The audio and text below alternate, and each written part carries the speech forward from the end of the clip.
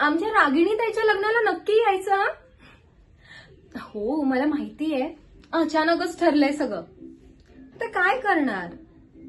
तिला तिच्या स्वप्नातला राजकुमार मिळतोय तर का थांबेल ती? मी तर ना खूप खुश आहे. आमची मामी ना उगाच टेन्शन घेत होती की ताईचं लग्न कसं होणार.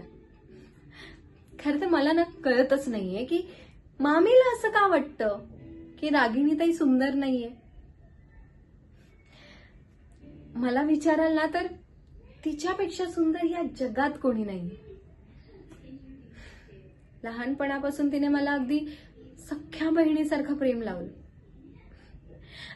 मला कधी आई वडिलांची कमतरता भासू दिली नाही तिने. मी पडले ना तर त्रास तिला होतो. आमची मामी मला काही बोलली तर मला पाठीशी घालायला ती नेहमी तयार असते. जी तिच्या आत्याच्या मुलीला एवढं प्रेम लावते अशी मुलगी जी त्यांच्या घरावरच भार झाली. सॉरी. माझे मामा मला नेहमी म्हणतात की हे घर माझं पण आहे. पण खरं तर माझं असं काही नव्हतंच कधी. आई बाबा लहानपणीच गेले. पण मी असं ऐकलंय की बाबांचं खूप प्रेम होतं माझ्यावर. अगदी तळ हाताच्या फोडाप्रमाणे जपायचे ते मला. पण मला हे सगळं आटपाट नगरातल्या गोष्टीसारखंच माहितीये. पण खरं तर इथे सुद्धा सगळं छान आहे. मामा मला कधीच काही कमी पडू देत नाही आणि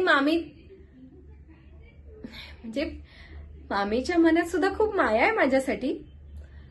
त्या दाखवत नसल्या ना तरी मला माहितीये. Sorry sorry sorry. मी जरा भरकटलेस ना. काय म्हणत होते मी?